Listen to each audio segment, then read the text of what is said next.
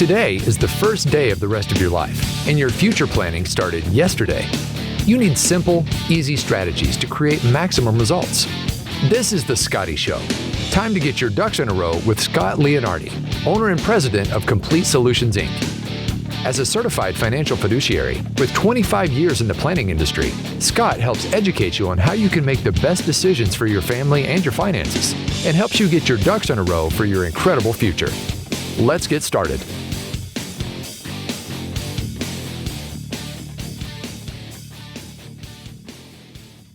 Hello and welcome to The Scotty Show with Scott Leonardi. I am excited to talk to Scott today. He gave me the podcast title ahead of time, and I'm really curious because the title of this podcast is, Does Scott Own It?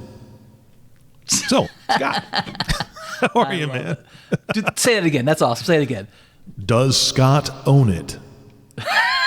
That's awesome. That's the best I can. I got one button on this thing, and that's all it does. So that's the one. You're one technological savvy kind of guy. So I appreciate that. But my question is, where did this title come from? I mean, does Scott own it? Are we talking lawnmowers? I mean, I know you've got a beautiful house now, right? What are we talking about? Well, ironically, I was talking to a friend of mine who actually owns a business right next to mine, Tim Summers, and he owns a company called Diversified Computer Solutions, and I'll give him a couple little accolades here because, again, he gave me this great idea. He says, I've been listening to your podcast, love your podcast. He goes, but you should do a podcast on what products you actually own. You talk about products, you educate people, you help tell them they should be getting their ducks in a row.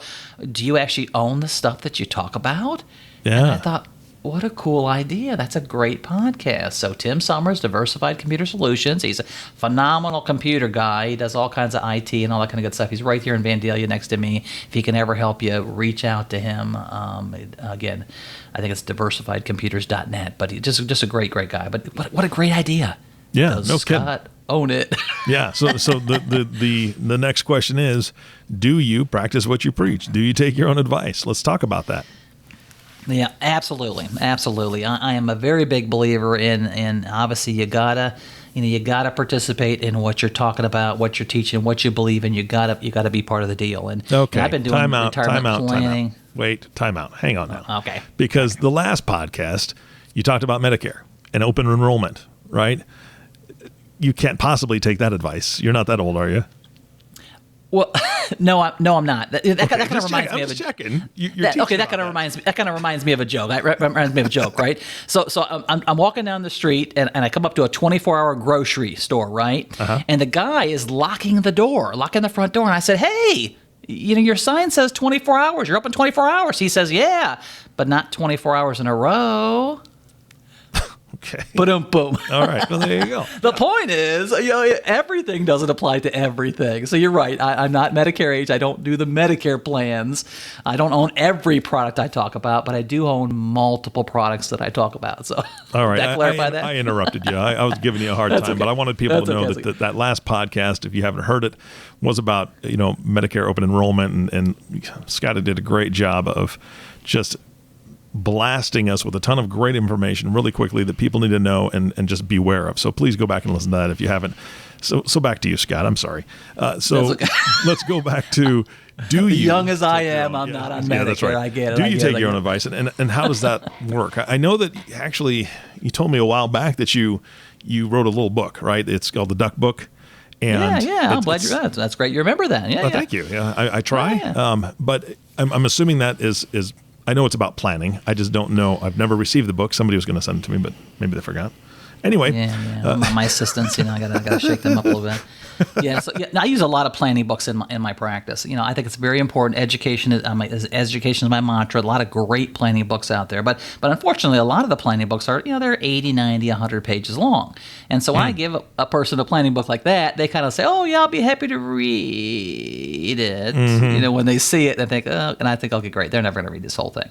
But so if I could tell them, "Hey, pick out one chapter," they'll typically do that. So I thought, if I wrote a little book called The Duck Book, get your ducks in a row, and just talk about just basic things people should be thinking about, maybe it'll get them thinking and getting them started in the process of planning. And it's been very effective. Matter of fact, I've got several different versions, and I'm working on 3 or 4 different other versions of the Duck Book. So it's a very cool little idea, yeah. So how can somebody get that book, out of curiosity? Great. I'm happy to send the Duck book to anybody who wants it. Obviously, you can go to my website, and it's easy to remember. If you want the Duck book, you go to duckduckplan.com. Duckduckplan.com is the website, and you can actually just request a copy of that book. We're happy to get that thing sent out to you. Again, it's a great little basic planning book. Just get you thinking. Yeah. Not something that's too overwhelming to get you all tore up. So. And I am going to ask you to repeat that at the end of the podcast, just because people can't write while they're driving and listening to a podcast, so maybe they'll pull over and get that info from you. But let's get back on track. You say it's basic planning. It's a much smaller book, so it gives it walks through the basics. What are the basics that it covers? Well, I talk about the big three. And the big three is, first of all, it's healthcare planning. Now, of course, that gravitates more into just health insurance. It's like health insurance if you're younger, like me, very young. Medicare planning if you're older, like you, Eric. Oh, yes. Right. Yep. But also like long-term care planning, home health care planning. I mean, that's all part of the healthcare planning process. So the big three, first thing is healthcare planning. And you have to agree that obviously having the proper healthcare plan is crucially important. And, of course, the two of the big three is income and tax planning, making sure you create the income you need. And again, pay the taxes you need to pay, but not pay one nickel more. And of course, the last thing is asset protection and legacy planning, and we'll kind of expand that a little bit more here in the podcast. But those are the big three. Okay, so starting with number one, so healthcare planning. How do you tackle that for you and your family? Since this is all about you. But does Scott own it? That's right. That was great. That was awesome. I didn't know you were going to do that. That's pretty exciting. Well, yeah, healthcare planning. It's crucial. We know healthcare is crazy expensive, and people need a plan. And the second you think everything's great, I'm healthy, and I don't need the coverage, that's when something happens. So having the proper healthcare planning is important. Now, of course, I am under Medicare age, so I can't do Medicare. So I have regular individual coverage to protect my family. But one of the other big parts about healthcare planning is long-term planning, home healthcare planning. When you have a critical illness and something occurs, you have a heart attack, stroke, you broke your hip, that kind of stuff, long-term care planning is a big, huge problem. And the reason being is health insurance doesn't cover it. I mean, health insurance doesn't cover long-term type planning. Short rehab, there you go. Medicare, it covers short rehab, not the big long-term care planning, right? So since I teach people about long-term care planning, and the average stay in a nursing homes in the area that we live in here, Ohio, is about $8,100 a month. That's the average cost for a home health, for a nursing home type stay.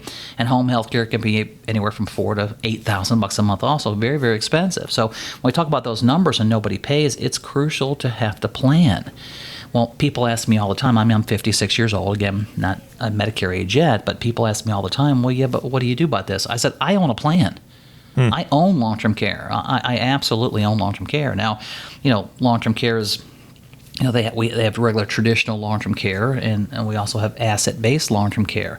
So I specifically, I'm 56, my wife's 44, and I absolutely believe that in the future, if I need long-term care coverage, I want to be sure that doesn't eat up my assets. I mean, does that kind of make sense? Yeah, absolutely. You want your wife to have the assets to use for, the household and everything else if you've got to have long-term care. Yeah. And of course, I know you want to ask me what kind of long-term care plan I have, right? Well, I was actually going to ask, because I'm curious, do you consider disability a part of long-term care, or is that just two separate things, and we're going to talk about that later? Yeah, well, no, actually, disability coverage is also part of the planning process for the younger person. And a lot of times companies will have like short-term or long-term disability.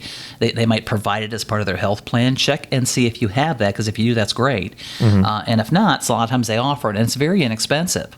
So, a younger person who gets disabled, well, their biggest problem is they have income that's not coming in anymore, so they're not saving any retirement assets. So they're just starting the spiral of a massive, huge problem in retirement. So disability income coverages are, absolutely important. But, sometimes younger people, when I talk about long-term care planning, sometimes younger people say, well, I'm only 56. I'm not thinking about that nursing home stuff.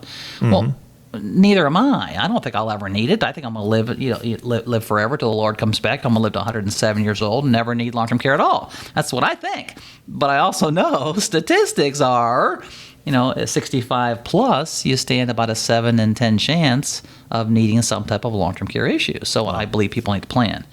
So in my case, specifically as a 56-year-old business owner, My focus is the asset-based long-term care, which is a cool concept, and I actually did a podcast on this. So it's actually where it's a long-term care life insurance plan.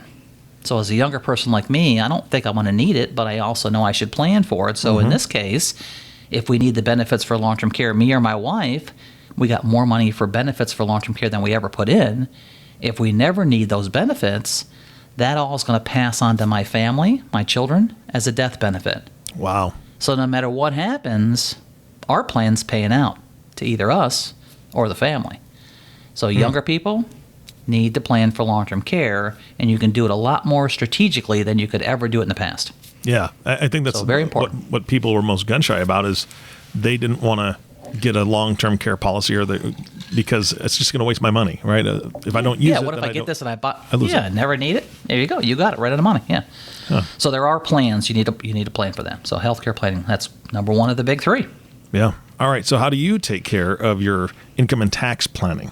Obviously, you're highly connected. Yeah. Well, that's kind of the key. And it's, one thing about taxes, I always tell people, listen, it's crucial that you take a look at ways to be able to reduce your taxes. It's crucial.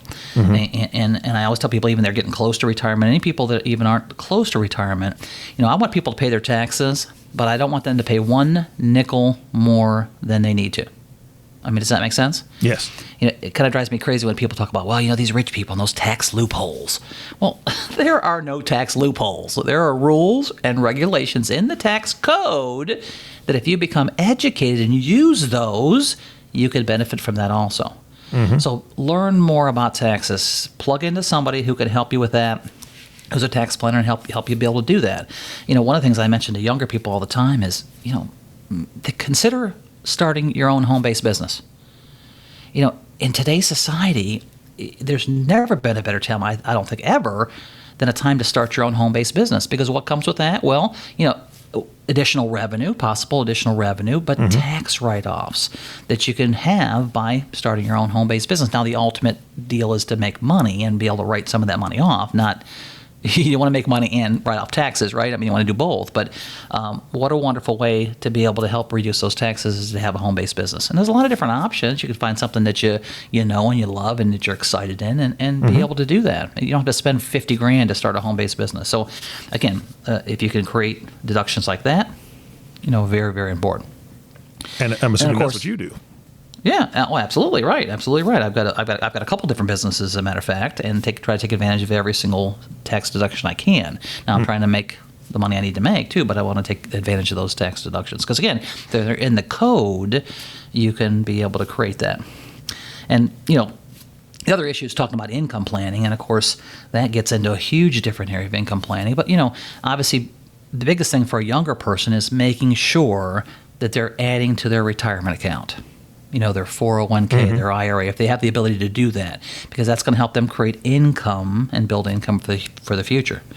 Tax-free income planning is a huge area, and that's one of the things. Unfortunately, since I own my own business, I am my own 401k, right? Yeah. And nobody's putting money. If you want to put money in my account, great. Or anybody out there listening wants to put money in my 401k, send it on in, baby. But I'm the guy, right? I'm the guy. So one of the big ways that I have really helped enhance what I do is actually I've created a concept using life insurance. It's a tax-free retirement concept. Again, I don't want to get into minutia with this because that's a whole other podcast, but there's ways you can actually create tax-free income with life insurance.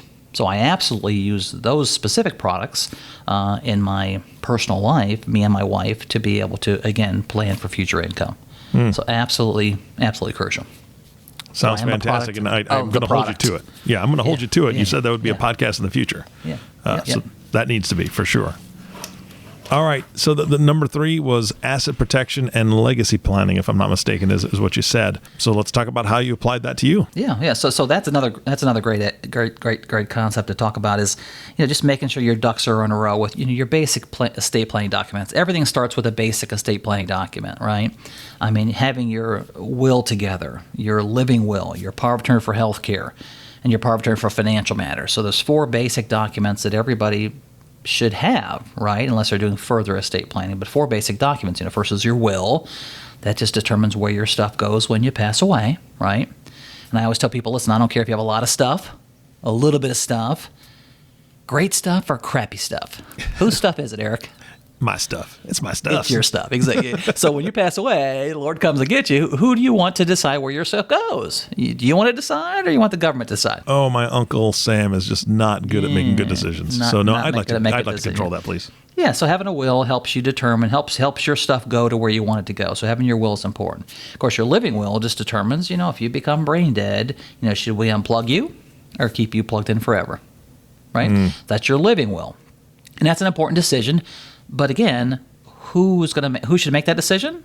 Well, you should make that decision for yourself, right? The old days, they'd say, okay, Eric, what do you think your mom would want? What do you think grandma would want? And, they'd kind of take a consensus, and the doctor would kind of do what everybody thinks. Well, today, the doctor ain't doing what everybody thinks. He's scared to death of being sued, right? Exactly. So he's saying, okay, we don't care what you think grandma wants. Where's the document that says what grandma wants? That's the living will. And, of course, the power of attorney for healthcare, there are two of them, one for healthcare and then one for financial matters. Again, it's important to have those basic estate planning documents taken care of. And I absolutely have those documents done. I've had them done for years and years. And really, there's two reasons why people put that off. One is it's not fun to do. They don't go, hey, I'm so excited. I'm going home this weekend and I'm doing my will. Not very exciting. Not very exciting. And the other thing is it could cost you $800, $1,000, $1,500 to have those documents done. So we tend to kind of put those off and procrastinate. Well, we have a partner with an attorney that can do those very inexpensively, and we actually have another legal service that actually produces those things for about $300 for all the documents. So again, there's no reason not to get your ducks in a row and have that stuff taken care of. Absolutely crucial. Yeah. So again, absolutely. Planning those services and getting that together is crucially important. Yeah, in the interest of being green, if the question is, do we plug them in or do we unplug them? Let's just make sure I have solar power. Just make sure that I'm on some solar power. And if a cloudy day comes and that's the end of me, that so be it. Whatever. I was wondering where you were going with it. The interest of being green. I'm thinking green, like let you go, and morbid and green turn green. Oh, I'm like, where is he going with this thing? Not that kind of green. No. Okay, green solar energy for the green people out there. That's right. Very nice. Very nice. Good. And we're not even going to get into the mushroom caskets that I've seen. No, not at all. It's just weird, but whatever. So anyway. Those help you understand a few of the basic products that I specifically use for myself. But also I talk to people about investment product lines, annuity product lines, guaranteed, secure, protect your principal at all cost, try to get a better return. I use a lot of equity index type stuff. So I teach people about that. So try to get a better return on your investment with no downside risk. So we have part of our retirement planning assets in equity indexed annuities because I want to protect the principal at all costs, no matter what happens. Because again, we don't know what's going to happen in this crazy world we call today, right? Yeah. So again, I worked very hard, and I want to protect and isolate some of those against that. So again, we specifically use equity index products in our personal portfolio also. And then of course on the other side of the coin, we use managed money products, with what we call our red money, the money we want to put into the market. So we use products that we actually market under that capacity too. So even under the financial product lines, I specifically, use those products also.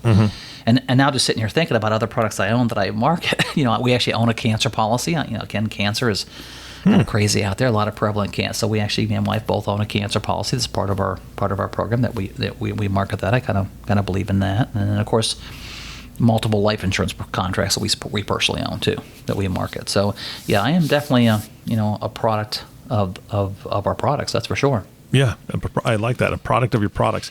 I've never heard of a cancer policy, so that's the first I've ever heard of this. Really? Yeah, really. Seriously. Yeah. Cancer policies have been out for a long time, and unfortunately in today's society, lots of things happen with cancer, and you can purchase a policy, a cancer policy that protects you. And there's two different kinds. One's a lump sum policy. You buy a policy for $50,000, and if you get cancer, the company cuts you a check for $50,000, to help pay your expenses. Now, usually it's the bad cancer, right? You get a little skin cancer, kind of scrape off. You're not getting the benefit out of that typically. But the skin cancer, melanoma, the skin cancer that can kill you stuff, and of course internal cancer, all that kind of stuff. It's a lump sum payback. Here you go. And those plans kind of have blossomed into plans that are actually what are called critical illness plans. So meaning it covers cancer. Also, it covers heart attack, stroke. Wow. The big stuff. Heart attack, stroke, cancer, that kind of stuff. So it's a lump sum payback. And the other concept is in what's called an indemnity, pays you cash back. So if this happens, you go in the hospital, we're going to pay you this. If you have a chemo treatment, we're going to pay you this. So it's a cash back. A lot of times the cash back policies are pretty cost effective. So again, in today's crazy society, it just makes sense to own those policies too. I mean, you got to protect what you're working your whole life to accumulate your assets. You got to protect. You got to protect your stuff. Absolutely. And what I'm hearing again, like I said, I always learn something new when I get together with you. But I was actually surprised. I've never even heard the terminology cancer policy. So obviously, there's a lot to consider, and the first step is getting that book. So I'm going to ask you again. Tell people where they can get the Duck Book, so they can start this process, with the small version of the book, and then you can help them dive deeper into those questions, concerns, and all the little different things that you have to offer. Yeah, and that's the key. Just start with a little bit of education. Just read a little bit. Just start with a little bit. And the Duck Book's a great place to start. So, obviously you go onto our website, duckduckplan.com. There's a variety of different books we offer on there, complimentary, no cost, complimentary. And we'll be happy to, you can request a copy of the Duck Book. We'll be happy to send it right out. You can book a call with me, 15-minute call, and maybe if you have a couple specific questions you want to ask, and I'll send you the Duck Book out. Or you can even call our office. I mean, our office, you can reach it at, toll free is 866 again, 7951. Talk to one of our wonderful people who answer got a phenomenal staff. They answer the phone. Just tell them, hey, I heard the Scotty show and I want a copy of the Duck Book. They'll grab your information and get that thing right out to you. But yes, start with that Duck Book. Yeah, it'll be good for you. Fantastic. Scott, thank you so much for sharing. I mean, this was got a little bit more personal on this one. A little more personable. Yeah. And I got one more thing to add. I got one more thing to kind of add on, because a lot of people ask me this question all the time too. They ask me, Scott, what kind of life insurance you own? I heard the good, the bad, and the ugly. And actually, I had a customer call me and said, listen, I listened to your podcast. We did a podcast on life insurance, if you remember. We talked about term and permanent and blah, blah, blah, blah, blah, right? So I got a call. He goes, what kind do you own? Which one's the best? What kind do you own? I'm like, well, Robert, it depends on what you're trying to do, right? It depends on what you're trying to accomplish. But I actually use 3 different types of life insurance concepts in my portfolio, 3 different types. And the reason being is, I use that IUL, the Equity Index Universal Life, that helps me create that tax-free income. That's the one we're doing that podcast on that you committed me to doing, right? So me and my wife have an Equity Index Universal Life to build tax-free retirement income. With that, we also own a long-term care life insurance policy. I mentioned that today, right? So it's a long-term care life insurance. If we need it for long-term care, we have the benefits. If we never need the long-term care benefits, those are paying out in income tax-free benefits to the family, right? And then, because I have 5 children and a lot of things going on, I needed some additional life insurance to get me up to where I wanted to be. So I've actually supplemented our program with some term life insurance. So the term life insurance will drop away in about 10 years, and I don't really need that anymore, and then the rest of the permanent will stay in place. So the point is, there's no one best kind. It depends on what fits you. And guess what? That all starts with some education, learning what is available, what you should plan for, a conversation, and kind of growing into the whole idea of using the products that make sense. So absolutely. I am a product of the product. So education and conversation. I like it. Yeah. Hope that was beneficial. Yeah, that's right. Yeah, absolutely. Scott, thank you so much for your time again today. Listen, I'm excited to be here. I'm excited to do this podcast. Yeah, me too. And our last thank you always goes to you, the listening audience. Thank you so much for tuning in and listening to The Scotty Show with Scott Leonardi. If you have not subscribed to the podcast yet, please click the subscribe now button below.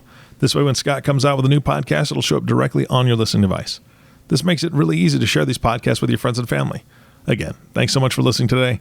For everyone at Complete Solutions, this is Eric Johnson reminding you, it's time to get your ducks in a row. Thank you for listening to The Scotty Show. Remember, today is the first day of the rest of your life. Live life like it's your job. Click the subscribe button below to be notified when new episodes become available. The information covered and posted represents the views and opinions of the guest and does not necessarily represent the views or opinions of Complete Solutions, Inc. The content has been made available for informational and educational purposes only. The content is not intended to be a substitute for professional investing advice, tax advice, or legal advice. Always seek the advice of your financial advisor or other qualified financial service provider with any questions you may have regarding your investment planning.